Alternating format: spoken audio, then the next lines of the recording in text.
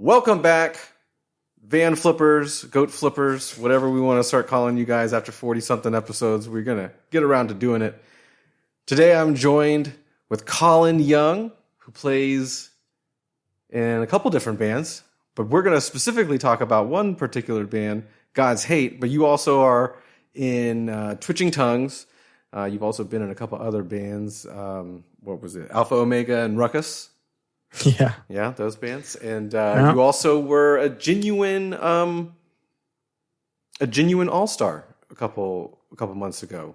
You got retweeted by the Smash Mouth. I was just actually watching it right before we hopped into this. That was like a year ago. It's so crazy, man. I vividly remember sending the text for that and getting like, what do you want me to do? That was a fun little thing to pull off.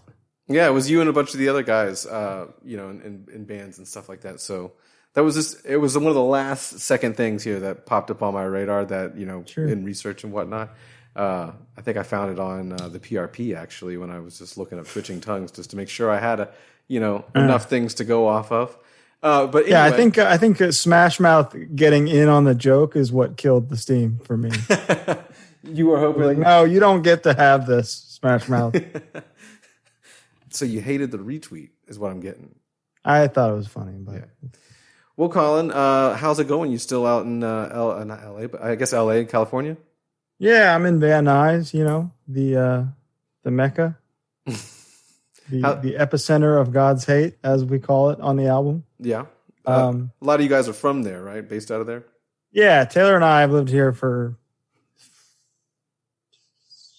Oh my God, like 17 years now? 16? Mm-hmm. 17. Taylor, your brother. That's crazy. He's referring to his brother, I'm assuming, correct? Yeah. Okay, just making sure. And you guys... 17 years from Van Nuys. And that's where Twitching Tongue started and everything like that. Yeah. But we're going to get toward, like I said, more toward God's Hate, because it's more important that you guys have a release coming out, a full album release coming out on Closed Casket. And is it a self-titled or is it just called God's Hate too? It's self-titled. I mean, it's called God's Hate, which, it's self-titled. And this is a follow-up to Mass Murders, which was Mass Murder. A number of 5 years ago now. Yeah. And that was recorded in 2015 and kind of came out like a year later.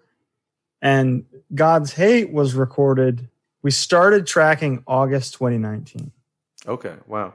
So it's been like a hard secret to keep and a hard thing to not be able to just show people.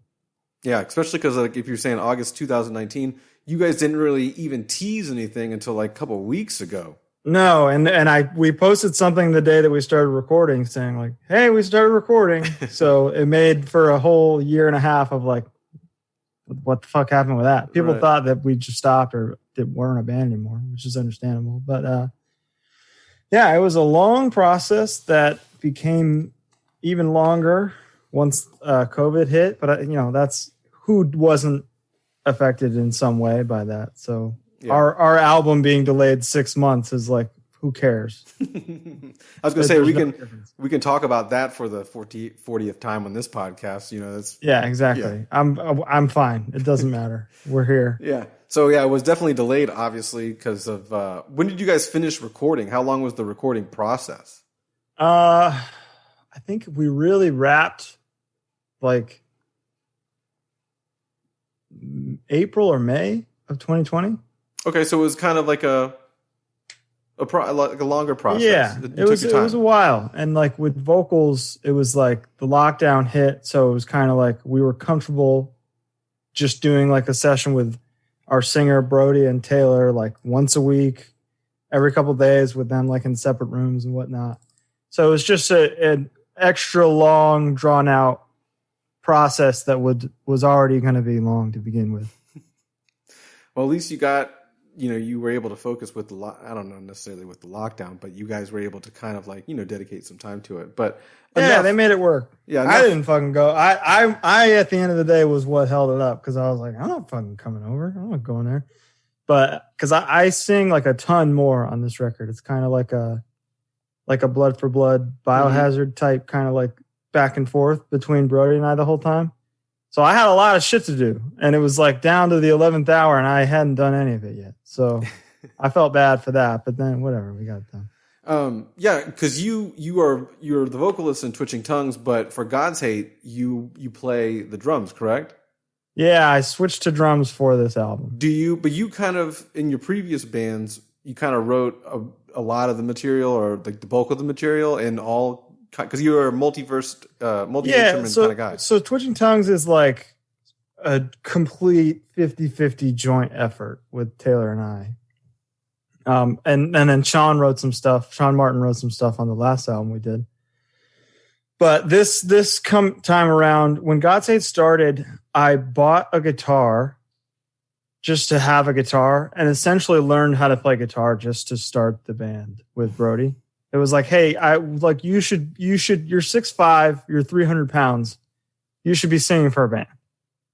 This was like right when he started wrestling training too. So it was like the two things he was doing started at the same time. And it was like, dude, you got to just do this. I'm going to learn how to play guitar. Like I could noodle enough to be like, Taylor, here, you play this. But like, I never felt like I could stand on stage and play guitar. I just didn't think that I had the ability. I don't know if I ever really did, to be honest with you. I made it work, but I'm not sure I should have. Right. You can see sometimes you watch videos of me, I'm just like, oh shit, I don't know what the fuck's going on. You're hoping everyone else is kind of like carrying you. Exactly. Like I made it work, but there were times where I was like, I don't think this is what I should be doing. So yeah, I learned how to play guitar by writing the first 7-inch essentially. And then the next LP, Mass Murder, was co-written with Leo, our former guitar player. So then it was like, all right, got to do something new. He's not in the band anymore. Let's try to just do what I did on the 7-inch and write this whole damn thing. So it was a long, painful process that resulted in like the cumulative piece of music that I'm most proud of, I would say. Well, that's great. That's good. And speaking of member changes and people leaving and people coming and going, you guys had a lot of that in the band's history, but just kind of run us down the current lineup, because you do have a couple other members from like Twitching Tongues and other bands in the scene. So yeah, so towards the end of the Mass Murder era, Martine would fill in. Martine Stewart from Terror and Like It or Not, that I play in with him, and Donnybrook and all these other bands. He would fill in for us, and it just got to the point where it was like, he's the easiest guy to be in a band with, because you don't have to teach him songs. He shows up and he just learned them, and it's like that. You don't understand what a gift that is. And he wanted to do it, so it was like, all right, you're in the band. And then Alec is like one of my best friends. I do a podcast with him. He plays bass in Twitching Tongues and now plays bass in God's Hate. Anthony, who plays guitar, is an OG. He's the original member. And then my brother Taylor filled in a few times, but Nails kind of kept him from having any other full-time obligations, even though God's Hate will never be like a full-time band. It just can't logistically happen. But once he and Nails parted ways, it was like, hey, you got some free time. Let's do it. Yeah. And here he is, and there we are. And he played all the guitars on the record, so that was huge. Cool.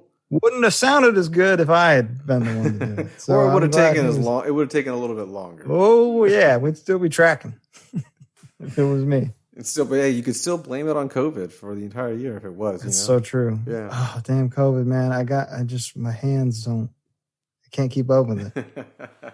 So how did you get in? Because Twitching Tongues is a very different band, and we'll bring that up later. But how did you kind of get into the hardcore, metallic hardcore kind of genre?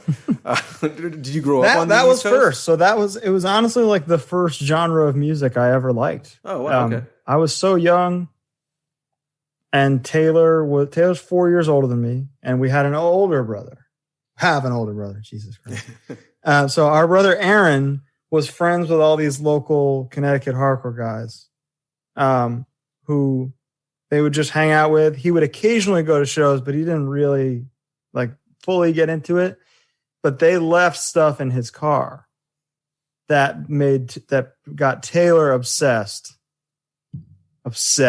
at like 11 or 12. And then by way of that, I eventually became obsessed, but in a kind of a different way. Like I wasn't really I liked music, you know, I was like, yeah, this is cool, but it wasn't like my life or anything until I attempted to start playing drums. Like learning drums made me obsessed with music and hardcore music. And I remember thinking like, okay, once I learn this Hatebreed album, like I'm good, I'm done. I don't need to learn any more drums. Like that's all I need to do. So I did that eventually. So I guess I reached that goal very fast. Nice. And I had a couple like high school bands and whatnot, but the first band that Taylor and I ever started together was, as you mentioned earlier, this band called Ruckus. That was like the same influences as God's Hate today, just written by a much younger. Yeah, a 17-year-old or 16-year-old, however I was, and my very younger version of Taylor. Now we're fucking seasoned craftsmen. Right. So we've learned a thing or two about what we want to hear and how to make it. Making hard music was always the goal. Like we could write other stuff, but it's just not as fun. Yeah, you had a quote and you said something which I was going to ask you about, but I guess I'll ask you now since you just kind of brought it up. You said my biggest pet peeve in hard music is when a band is afraid to go all the way musically. Don't be hard. You got to go all the way. Yeah, without no hard parts. So like, yeah, what is? I wondered what that meant. Like, what do you mean going hard musically? As far as like, so like you can be a metallic band and not be hard. I'm not going to give examples because I don't want to hurt anybody. That's why I didn't. But ask. It drives me crazy.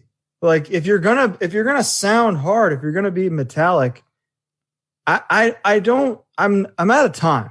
You know, I'm almost 30. Riffs for the sake of riffs just don't really do anything anymore. Mm-hmm. I need to know what you felt. I need to know what I'm supposed to feel hearing something. And then I like the bands that to me hit the hardest and are the most successful are the ones that remember and remind me that there are no rules in hardcore music. There's no rules writing hardcore music. And there's a lot of bands who write stuff, and I can tell by listening to it that they thought, no, we can't do that. We can't do that. And that's what I want to hear. I want to hear the thing that you think that you can't do. Mm-hmm. Well, break the rules for me. Yeah, I mean, you're a rule breaker with the you're a splash cymbal expert. You know, not enough splash cymbals on the record. You got to splashman. I entered the splash zone. That was just like, okay, I'm taking over drums now. What's like a fun, obvious way to make it sound like a different guy is playing now? So that was my the psychology there behind adding the splashes. Just sounding like, okay, a new guy is playing and he's doing something that the last guy didn't. Splashes, splashing around. Yeah, just like in the water. No, great record. Obviously, the triple splash does come into play a lot, and it works very well. It's tastefully thrown in there. I don't think I overdid it. I think whenever you hear them come in, you're like, there they are, rather than like, there's the fucking he's splashing again.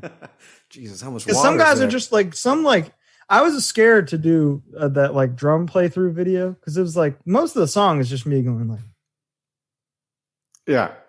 And I don't know who is interested in seeing that, but I watched a bunch of other videos and there's guys just doing like really simple shit is happening musically, but they're just like jazzing it up. It's like, yeah. And I don't know that it's necessary all the time.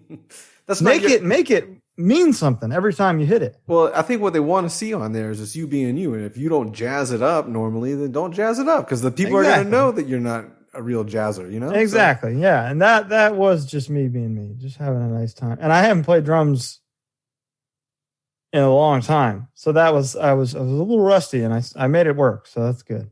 Yeah. I don't have a drum kit at home, so I can't play. That's crazy. So I don't want to get off. I want to keep touching base on some of those topics, but I don't want to get off the record just yet.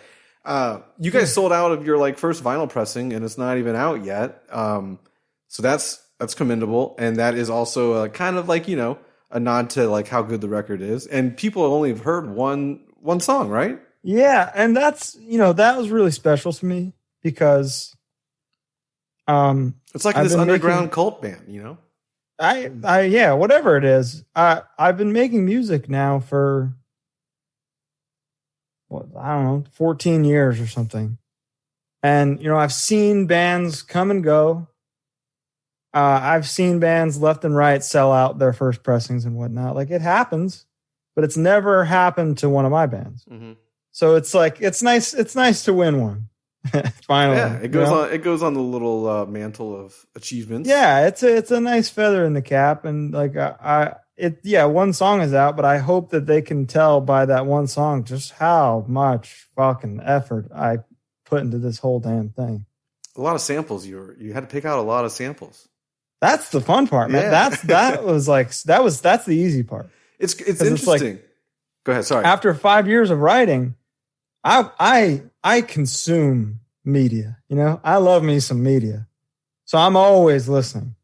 And the one that starts the album, the number one in violence one, I just found that when looking up. Nobody's ever gonna find that. It's like this documentary about a murder at a McDonald's. Okay. And I was just looking up. I wondered if anybody had ever been murdered in a McDonald's. And I found it by looking up that statistic. You got some weird searches, late night searches, like I have. I get down some weird rabbit holes, and I gotta know. Yeah, it's just one of those things with the odd internet information out there. You have it at your fingertips. May as well just ask it to Google and see what comes up. What am I supposed to do? What do you think they would have been doing in the 40s and the 50s if they had this fucking supercomputer in their pocket that knew absolutely everything? Pornhub. Yeah, absolutely. Yeah. I don't want to hear the whole these kids and their phones type thing. No, nobody this generation has this resource. Yeah. They need to be. Why not use it? It's all new to everybody. Absolutely. Yeah, I was thinking the other day. That because people were. I'm getting up there in age as well, and I've played video games, and I go through spurts where I played or play and don't play. And I was thinking to myself, damn, everything kind of going forward from my generation and a couple generations, or not generations, but a couple decades before me. At some point, there won't be anyone that hasn't played a video game, whether it be on your cell phone or your console computer. Yeah, at this point, you really gotta go out of your way to avoid it, especially with it being the fucking best form of media in the world. Yeah, nothing is better than video games. It's pretty good. Do you play anything particularly, or? I'm always playing something. What am I playing right now? What's your now? What console? Are you a console or a PC? Yeah, I'm a PS5 guy. Okay. Now. Lucky you. Yeah, I worked. I don't know why everybody. I just pre-ordered it. I got it. I wasn't worried about the madness because it was all right. I guess I'll just pre-order this since it's up. I didn't find it all that difficult, but I can understand now the mania. What am I playing now? I'm playing Persona 5 Strikers, which is a kind of spin-off to this game, Persona 5, that I think I would call the second best game I've ever played in my life. Wow. Number 2 ever. Number 1 being God of War 2018. Okay. Masterpiece. Yeah. I played the first God of War first, and I played a little bit of the second one, but I didn't. Very different experience now. Okay. It's like watching a fucking Scorsese movie and interacting with it. The camera never cuts one time. Oh wow, cool. It's unreal. I liked. I definitely got into some other games like that, like Uncharted. I got into that series. But then Call of Duty took over, and then everything else became. That's it. Yeah. You're just a Call of Duty man. Yeah. Brody is the same way. I don't know if you. Do you play on consoles or PC? I actually haven't played in like 3 years because I like lose my. It happens. A week goes away, and you're like, right now I'm in movie mode. This happens to me. I switch off and I like go to bed. I'm like, I can't sleep because I just want to watch a movie so bad. Yeah. That's how I feel now. But Brody, if on PlayStation now, if you're friends with somebody, you can look at any games that they've played and the amount of hours that they've played them. Oh yeah. And he made his private because I roasted him because it's like Call of Duty Warzone. 4,000 hours or something. God of War, 3 hours. Right. It made me furious. Like, how can you deny the greatest fucking game ever made and play 4,000 hours of Call of Duty? Well, I can tell you, I can kind of vouch for Brody. I can tell you why. It just becomes addicting. I get it. I've done it. I was the same way with Overwatch. Yeah. I was obsessed. And I've never played any of the campaigns for any Call of Duty game. He's the same way, and that's all I do. I play the campaign and then I uninstall. Oh wow, no, I'm strictly on to like team deathmatch, hardcore team deathmatch. I'm sure if I were better at the game, I would be there too. Oh, it's just not. I'm not not what good. I'm looking for. I'm not good. You just do it. I anyway? go on runs every now and then, but it's just. Yeah, I'll beat a Dark Souls game. I don't know if you're familiar with that, but it's like made for pain. You're supposed to be feeling just nothing but anguish. Yeah. I'd rather play that and feel that pain than get sniped by a 14-year-old racist kid. You know? Yeah, that happens. I want that kind of pain. That's a daily I want to be occurrence. killed by a big knight. I don't want to be killed by little Timmy. I've definitely tried to play more story games, but they're so good, man. Because I found myself just being like, I'm buying a different console and just the same game over and over again. You got to diversify, right? So anyway, let's get back on track here. So how long have you and Brody kind of known each other? Because obviously you've known him prior to him being even a wrestler. Yeah. So did you grew up on the East Coast? It sounds like. So when did you kind of head over to the West Taylor Coast? and I lived in Connecticut until like 2004, and then we moved here. Met Brody in like 2007 or 8. Hit it off immediately. I was the best man at his wedding. Gave the worst best man speech of all time. I didn't know you were supposed to give a speech, so that's my bad. Been best friends a long time. And it got to like 2013 rolled around. He wasn't in a band, and it was like, dude, I got some time. I got this guitar. Let's make some magic. Yeah. And made it happen. And here we are, 7 years later, with this awesome record that we're super proud of. So in the beginning, when you kind of started, because you were already in Twitching Tongues with your brother and everything, in the beginning when you started God's Hate, was it always going to kind of be like a non-committal band? Like you weren't really going to, go on tours and do the whole real band I don't thing? know if we knew. I don't think there was that much planned out. Because he was working full time. He did lighting, like set lighting for TV, and like I worked with him doing different stuff. Like we worked on the same show at some point. And he had like a full time union gig. Like he was fine. He could have done that forever. And then one day he went for it, and now he's getting paid to wrestle. So good for him there. But yeah, I don't know that we ever thought that being like a full time touring band was possible. And maybe at the time, at the beginning, was because it was like, well, Twitching Tongue is going to be the full time thing. We're always going to tour, which is hilarious now, because like the wind was knocked out of our sails like a year later. But now, nobody's touring now, so what the fuck can we do? But I don't know. Maybe we'll do one last little shot at being a real band when all is said and done. I was curious because I know like you're once things do kick back off, obviously Twitching Tongues will probably play shows, and maybe, I don't know. No plans. No plans? Well, obviously there's no plans in the foreseeable future, but yeah, we're speculating. We were going to play the Drain record release shows last year. And that was how I convinced Taylor to join God's Hate. I said, I'll play those shows if you join full time. And he was like, all right, fine. I kind of got the joy sucked out of me for Twitching Tongues a bit. I'm feeling a little bit re-inspired. I don't want to say too much. To explore Twitching Tongues again? Because I was going to ask you which one you have more fun in later on, but since we're kind of... It's a totally different thing. Yeah. God's Hate is a lot easier on me. Is it because it's like more natural to you to like for make sure. that kind of stuff? And it's less pressure for me because for Twitching Tongues, like, okay, we can write the best song in the world musically, but whatever I do on top of that motherfucker is gonna make or break it. Yeah. And I some people would say that I broke it for Disharmony, and whatever. I feel like time will be kinder to that record. But yeah, I get what you're saying. I get what they're saying. So you guys have you guys not like noodled around since 2018?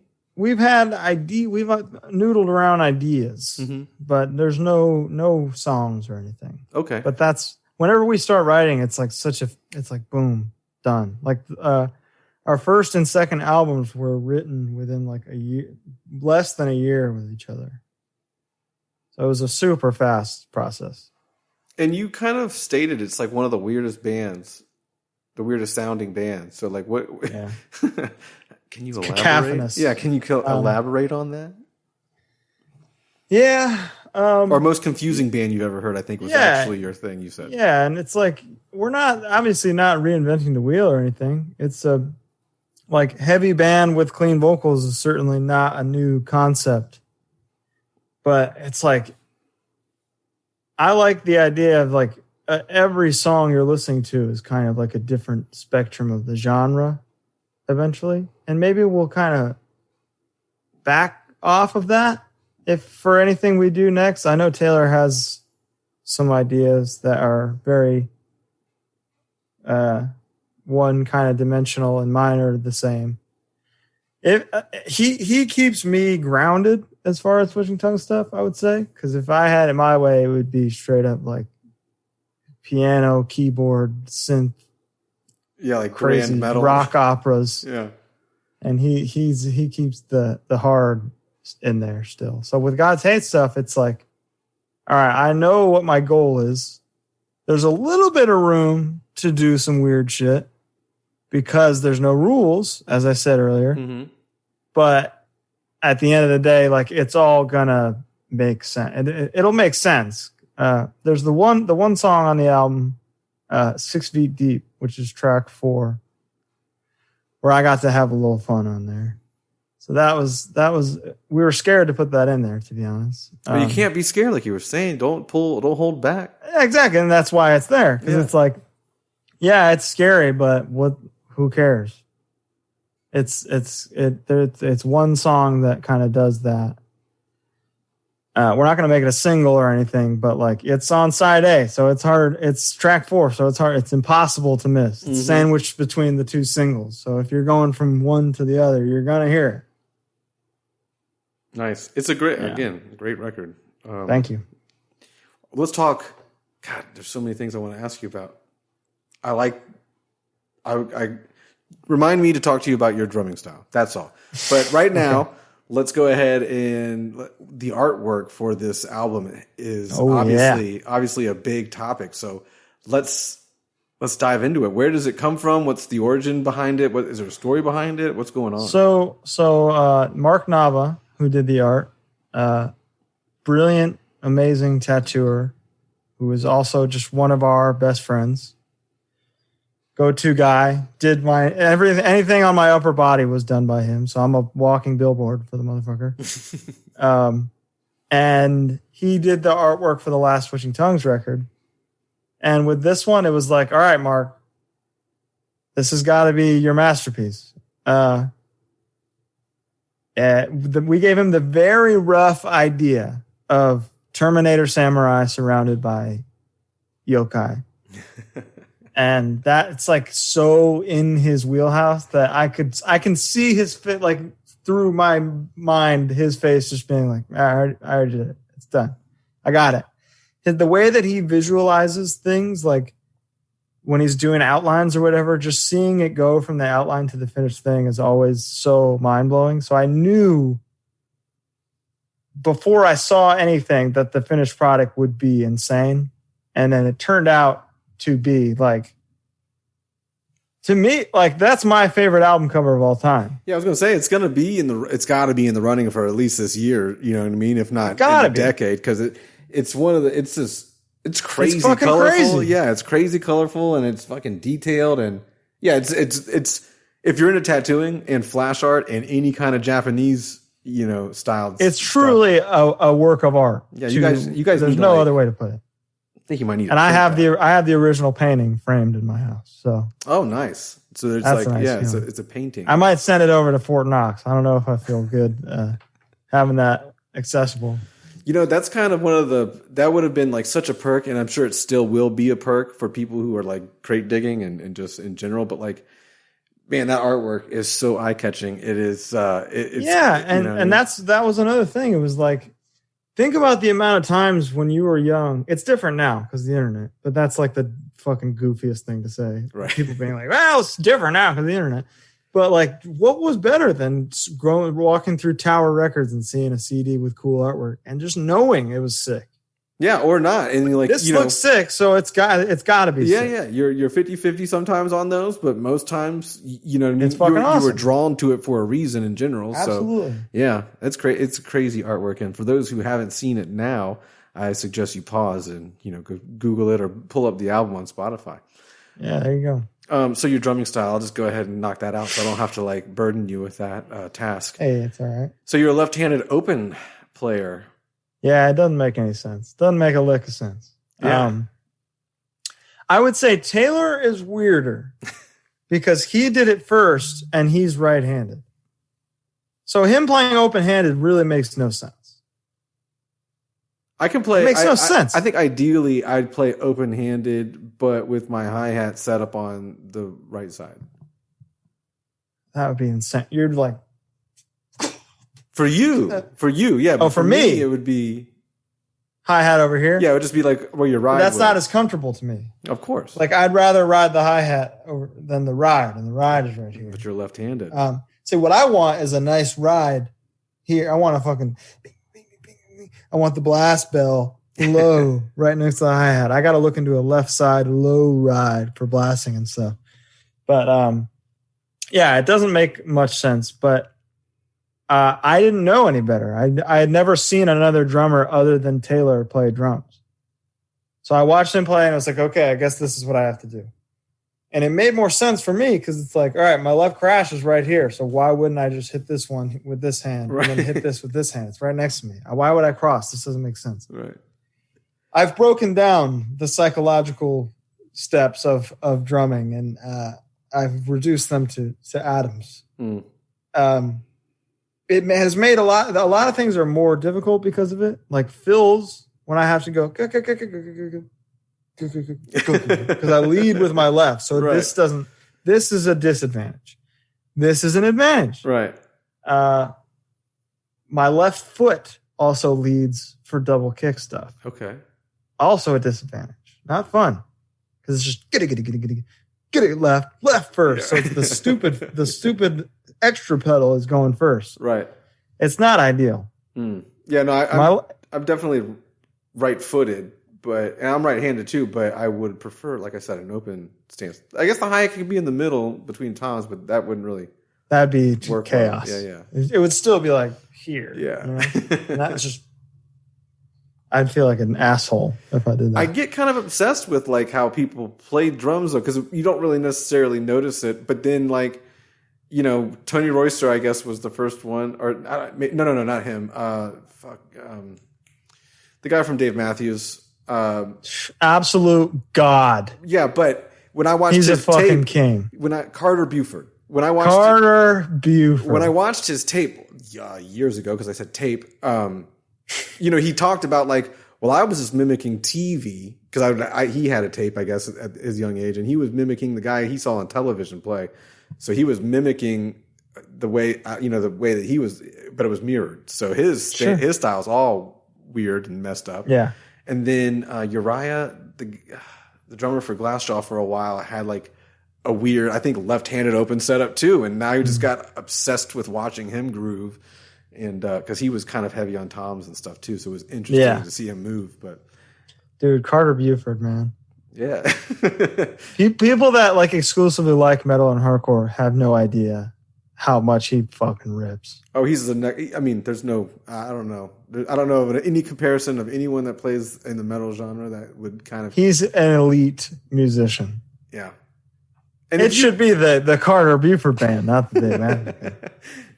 Yeah, you might be right, but to save grace for Dave, he does have a unique voice and his guitar, his chord. And well, he writes the song, so what are you going to do? That too. But his chords and the chords he plays and the progressions. He's a maniac. Yeah, I actively ride for Dave, so I'm not. You won't find me disparaging the work of DMB. No, you don't find that often in this kind of culture. People are scared to step up for Dave, but not me. I mean, even though kind of, I'm not so familiar or not, I'm not such a big fan of the back half of the catalog. You cannot deny 90s. You don't have to Dave. be. Yeah. the hits speak for themselves. That's Samurai true. Cop? Holy shit, man. Are you fucking kidding me? Well, so you're a Dave Matthews fan. That's interesting. I'm all in on Dave. Who are some other bands that would be like out of the blue genres that normally you wouldn't be you wouldn't associate in our scene? I'm a big Lady Gaga guy, big time. Love her.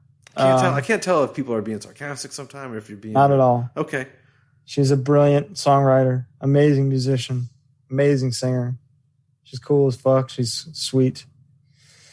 I like Michael Jackson a lot. Mm-hmm. So you obviously like pop music Elvis then too. Yeah, big time. Okay. Big Elvis guy. So, but who's not an Elvis guy? Anybody with a grandfather is an Elvis guy, except for you. I'm not really a big Elvis guy. Yeah, but that's just because you don't know. Right. I didn't have anyone showing me Elvis. Exactly. When I was a kid. If anybody that spends an hour with the Elvis discog becomes an Elvis guy. Yeah, I'm not really familiar. I like No Jailhouse Rock. That's about, Dude, I could fuck your shit up with three simple Elvis tracks. I would absolutely rock your shit. Go for it. Just so I can look back on this and listen. All right. An American Trilogy is one of them. It's just like three borderline racist, like old American songs. So take them for what they are. Let's see what else. And The Grass Won't Pay No Mind. That's a hit. Mm-hmm. Okay, so there's a 2015 London Philharmonic did like an Elvis record where they took old masters and like played over them. And the version of Burning Love on that is fucking insane. So Burning Love from I think it's called, I don't remember what it's called. It has like a title. 2015 London Philharmonic. Yeah. I've written it down, so after this, I will definitely go check them out. Please do. I will. Hits, man. So some other things that I kind of noticed when I was doing such a deep dive into your life, you did some improv, and you seem to be a fan of comedy. Big time. Okay. Do you still do improv? No, it wasn't for me, but I just wanted to see what my brain was capable of. And I got up to advanced in Groundlings, so I did all right. Mikey Day from SNL was my first teacher. So that was a nice thing to be able to say. Yeah, and then cool. Ariane Price was my second teacher, who was in the Groundlings main company. She's in that new movie, Barb and Star, Go to Vista Del Mar for a second. So yeah, it's cool. I learned from some of the greats. It just helps you in the moment, I'm sure a lot of Gen Z could do with some improv because they're used to telephonic communication, right? And even I'm like, I gotta fucking order pizza on the phone. Shit, like let me mentally prepare for this. Just having a conversation sometimes is like it's a lot of work, right? And you get to put a lot of on the spot type. Yeah, I can't. I don't do so well with that all the time. I want to order on the app. I don't want to say extra cheese on the phone. I want to input it. They don't have to hear your voice and hear your shame. Oh no, I don't want them to know that this voice wants extra cheese. Are you a fan of stand-up comedy and stuff like that too? Because you're out in LA. Less so in the last like 6 or 7 years ago. I'm not like actively seeking out stand-up specials as I once was. Okay. But like, I feel like Eddie Murphy Delirious was like in the first 5 movies I ever saw in my life. My dad and mom went to the Raw tour while pregnant with me, I believe. So it was destiny. There you go. You heard it. Yeah. You heard it before you even. I heard Raw live before it dropped in theaters. So I had it first. No, that's a great special. I mean, most of those comedy specials, you could say, don't age well, and that, there's a couple Eddie Murphy lines in there that don't necessarily age well, and he knows that. No, yeah, but it's a look at the times, Yeah, exactly. Other than those bits, it's timeless, right? So, if you're a woke person, go in there with an open mind. That's what I should say. Yeah, there's the whole AIDS bit is just like, it's fucked up, but they didn't know. Right. It was such a different. Know. But also they're just ignorant about it. So what can you do? So what have you kind of been? You said extra cheese, and that kind of sparked my brain into asking, because at some point you kind of struggled with like this binge eating situation. Oh yeah. So I've been binge eating my entire life. I didn't know what it was until I was in my 20s. I was like, why am I never full? Why can only a 5,000 calorie meal satiate me? Not knowing that's what it was. So I gained probably 50 pounds in like 2018. Just because like nothing made me feel good other than have the most ignorant meal you could imagine. Like every meal was my death row meal, essentially. Right. And I'm the same way now. I just have more control. And now, like, what was huge was looking into like the science of food and just kind of understanding what's in everything I was eating in order to like disgust myself with the things that I liked. It's never going to work because I still love them. Like, but you can use that. You can use that in your head when you're battling yourself. You have to. You have to be like, well, no, I've had this many grams of fat already. I can't do that. Or like mathematically knowing, okay, if I eat this meal, I've gained a pound of fat. Straight up. Dessert. Oh my God. Yeah, the sweets is my thing. And I think it's hard. It's one of those, I was eating, I went to the grocery store yesterday, and I wasn't gonna. I always want to give up sugar. That's like my goal in life, to like give up. That's sugar. What I did initially, and I dropped 80 pounds in maybe 6 months. Okay, well, I need you to tell me how to give up sugar. I can't do it. It's rock bottom. Rock bottom's the only thing that can bring you there. Because until that, I was like, nothing works. I'll never be able to do it. I don't know what my rock bottom would look like for giving up sugar, and I don't know if I ever want to get remotely close to that. I just know that I want to give it up to see what it's like, for like, mental clarity, and obviously to see how your body reacts to it. Dude, the benefits are immediate. Are you still kind of sugar-free lifestyle? I'm doing it. I'm doing no desserts for a month right now. I'm like, what's today? The first. I'm like 20 days into that. Okay. And I sleep so good. Nice. Okay. With no sugar, I sleep good. My vice would be Coca-Cola, and there's a shitload of sugar in there. And then, dude, Coke Zero, you got to get into Coke Zero. But I just think I need to give up Coke. No. Trust me. I was the same way. I made videos dedicated to Dr. Pepper and how much I loved it for years. And then one day I rewired my brain and I said, you can't drink this anymore. Drinking a bottle of like Mountain Dew is basically like eating a bowl of spaghetti in terms of the amount of grams of carbs you're getting. Right. But dude, diet soda, once you just tell your brain like, no, this is good, something switches. Well, I did for a period in my life way long ago drink Diet Coke over Coke. And then you just get accustomed to the taste after, like you were saying, you know what I mean? Absolutely. But even Coke Zero is the one. I can give up Coke for a while, and I've done it for a couple months, maybe even like a year or two at the longest stint. And then when you try it again, it just is like, wow, this is like it's too much. It's a lot. Yeah. But I tell you what, if I can finish the Coke, then it's just like heroin addict situation. It's like, dude, the whole 12 pack. I straight up, I've gotten to the point where I do not like sugared soda. This is coming from somebody. I drank like 5 cans a day. It's crazy. Straight up. Yeah. I was like, this is how I hydrate. I'm going to drink some soda.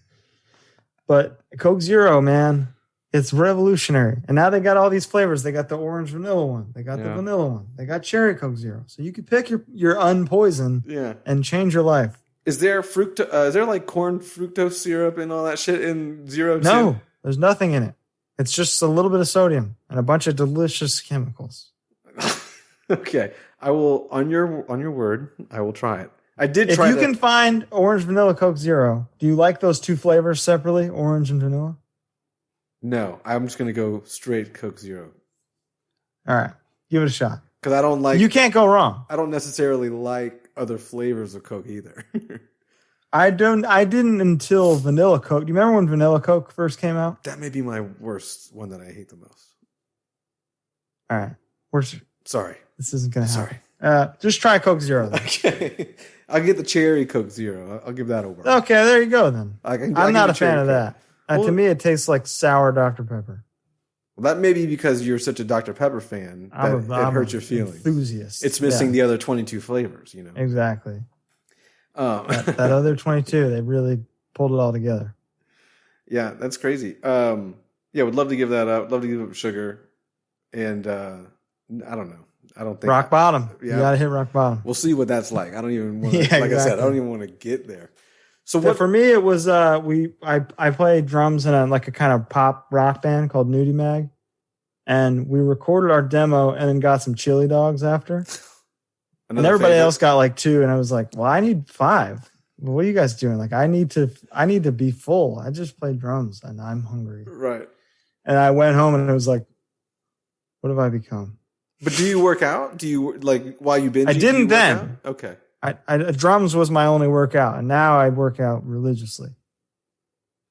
And did you just drop the 80 pounds in 6 months and that's how you lost all the weight, or were you? Well, it was kind of a perfect storm. Twitching Tongues left for this 8-week long tour, which is 40 minutes of cardio every night, essentially. So I was playing a set and I had under 20 grams of carbs for 6 straight months a day, which is nothing. Cause there's 1 gram of carbs in anything, 5 in random things, like tomatoes have carbs. So if you're getting a tomato based sauce, you're getting some carb. Right. So it was under 20 a day was a challenge, but doing it on tour while balancing playing shows every night was the magic combo for me. So if that tour never happened, I don't know that if I would have ever been able to do it. Have you always had weight fluctuations in your life, go from big to small, or heavy to heavy? It was just a gradual increase from what I thought at the time was not small to less not small. But I look back and see oh, I was skinny, but you can't see that in the moment. Right. When you're dealing with what I'm dealing with. It's crazy. So I've always thought I was big. And then one day it was fuck, you're big. You really are. Yeah. You're scientifically big now. You're your shirts don't fit. That was the thing. I was all right, the shirts don't fit. I just ate 5 chili dogs. It's time to do something. But what are you going to do, man? Chili fucking dogs are good in general. I had some the other day. That's what you do is you get to the point where you can maintain being healthy and have chili dogs. You just got to run a lot. I fuck running. See, I got there. I did all that too. And it killed me. I feel I permanently damaged my legs and my muscle tissue. You got to stretch and get a rolling thing. I mean, I did running heavy for a while, but then COVID hit, and then all my fucking bad habits came back. Sure, that's how.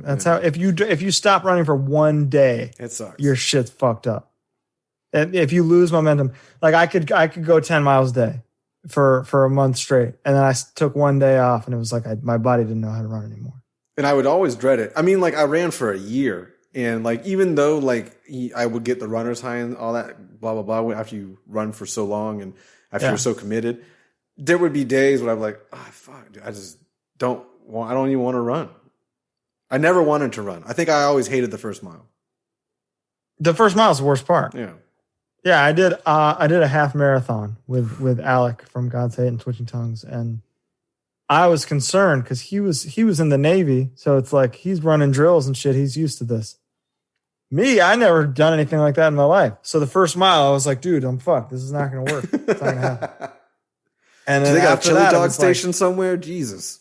Yeah, and after that, we made like incredible time. It was like 2 hours flat, which for two not seasoned runners was like awesome. Well, it's good that you had a friend there also to help you keep pace, even if you were wanting to stop. Yeah, no, absolutely. It's very important. And it was the same for him. Like he did it with a weighted vest on because he's a sick bastard. And he seriously regretted that by like mile 8. So I took the vest from him for a little bit. Lately have I been fluctuating? Sure. I did not before, but then it's like I keep putting on muscle and losing muscle and putting on muscle and losing muscle. Like I was fucking shrouded for a little bit a couple months ago. And then the second lockdown hit and I couldn't lift heavy weights. So now I'm just a little guy maintaining his little muscles. Yeah, you need to get back into, getting ripped because you guys all together, it seems most of the guys in God's Hate are like huge. Big boys. Yeah. What's the collective weight you guys think? That was an actual over 1,000 pounds. Yeah, sure. Obviously. That was an actual question that someone sent in what your collective weight was. Oh, that's awesome. I would say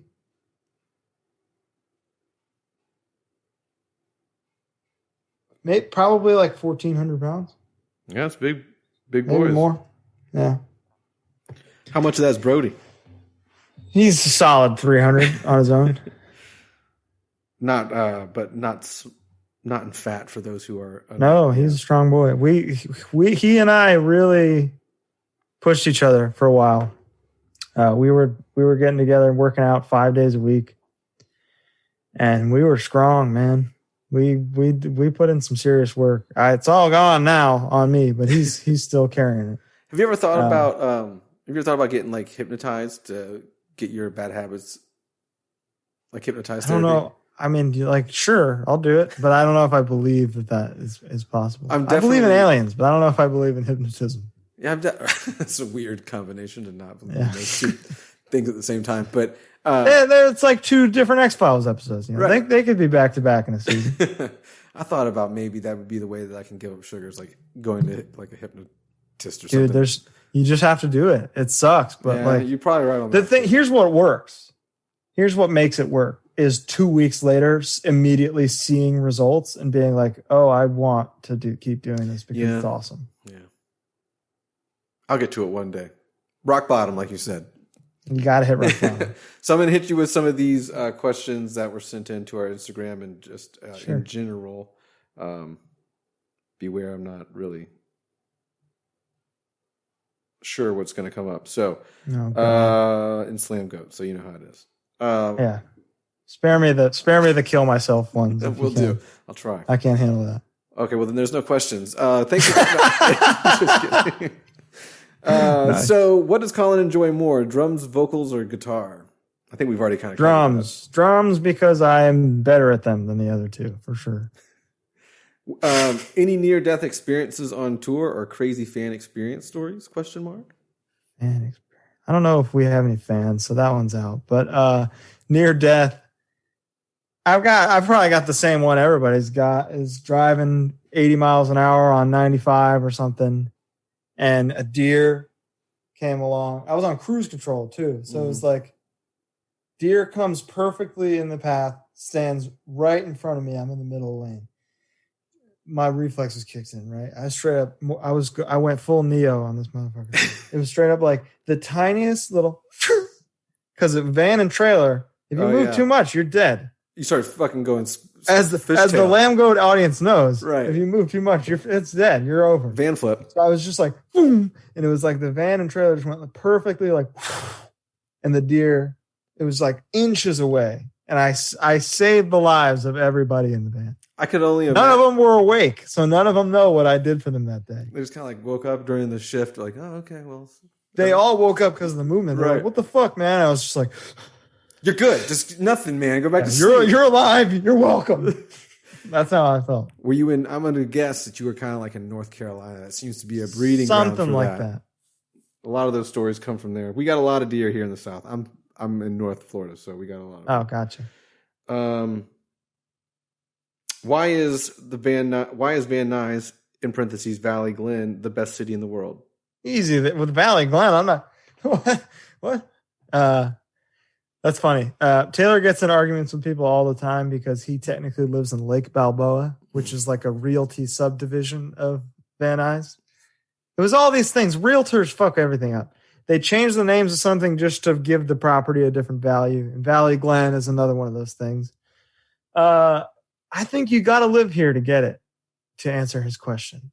Once you live here and you're a local, and everybody loves the shitty little place that they're from is really the answer. Other people can look at it from an outside lens and be like, I don't know what you're talking about.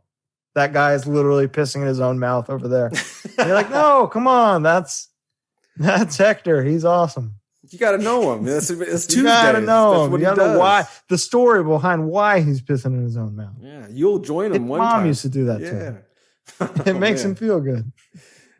So you brought up your podcast earlier. Is it a movie based podcast or because it's a video based podcast? But it's called Real Deal. It's like a movie podcast that we focus on like genre type movies like comic book shit and all that. Cool. Is it something that you do regularly or you? So we started it in 2016, I think, maybe 2017. I don't know. I think it was 2017 actually. Did it super consistently for like 2 years and then did like an episode every 6 months for like a year and a half.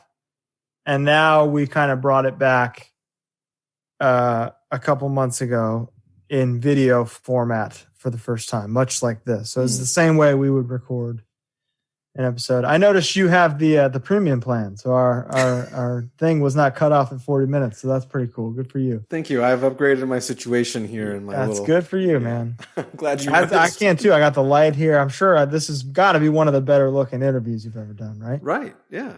You got the pro audio. You know, I got the Yeti. I'm good to go, man. Even if I get Alex on these podcasts, the guy who owns Lambgoat, he'll have like the cord with the microphone here, and it's just sickening. And I'm like, come on, God, you gotta. He doesn't understand what the people need. Yeah, they don't want to hear that. No. So, top genre for movies for you, is it comic book, Marvel, like superhero movies, or? Right now I'm just like, yeah, probably. Big comedy guy. Like most of my favorite movies are comedies. What are those? Caddyshack has been number one since I was like 8 years old. Ghostbusters, Pee-wee's Big Adventure. It's like all these classics. Yeah. Okay. That's my dad was a classic movie type dude and just ended up liking all the right stuff. Like he loved Dumb and Dumber. You know, he loved Jurassic Park, whatever cool shit was at the time was the right. He always knew like, all right, you're gonna like this. Check it out. Star Wars. He got me into Star Wars, and that's like my favorite thing in the world. Is it? Yeah. Are you a fan of the newer stuff or the older stuff, or are you just a fan of all of it?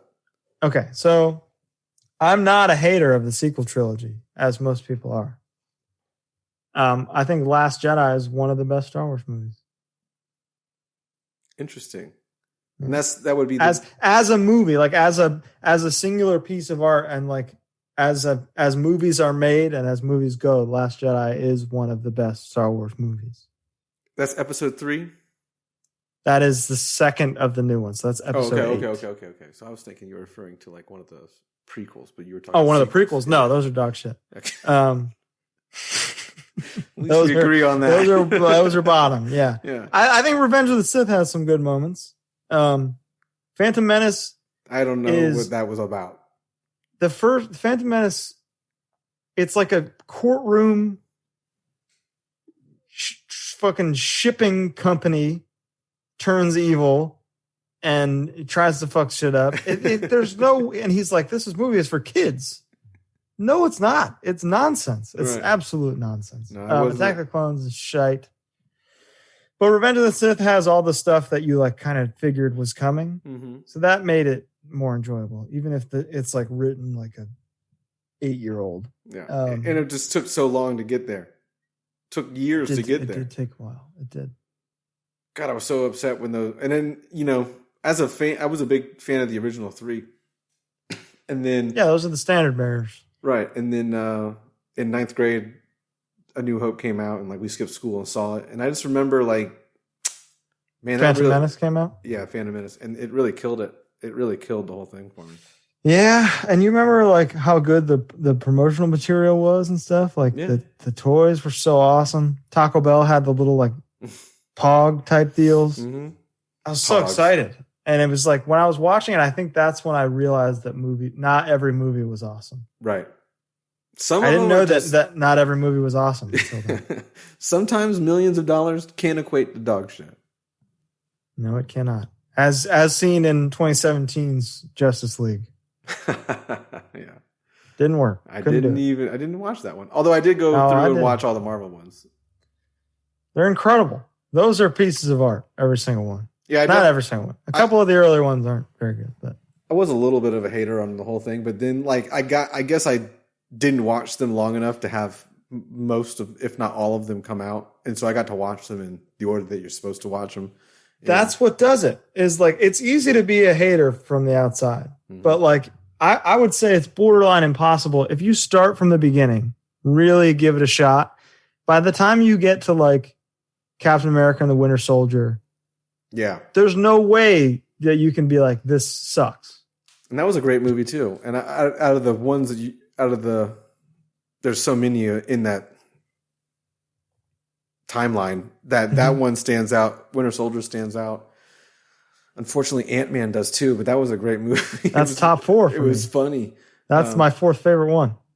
Doctor Strange was a great one. And then I guess the ones that like the Endgame and all that, obviously they're like great because there's so many of them. But the solo ones were just great too. Like I liked the Winter Soldier. The 2 Spider-Man movies are the best 2 Spider-Man movies now.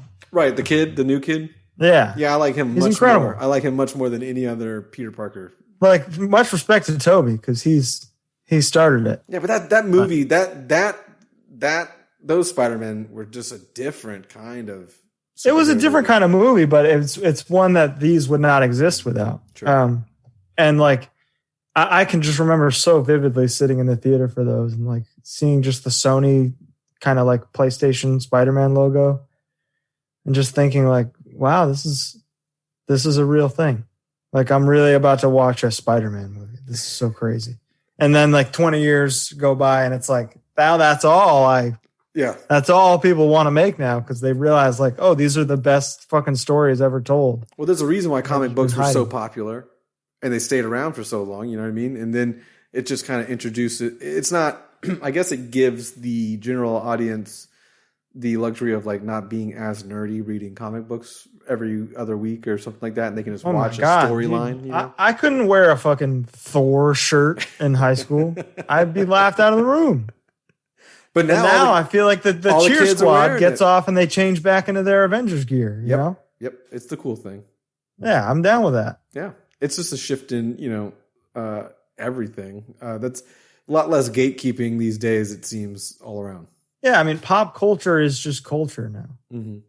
It's all just like, oh, this exists and it's on Twitter. Okay, I like it. There's nothing to be gatekept anymore. Right.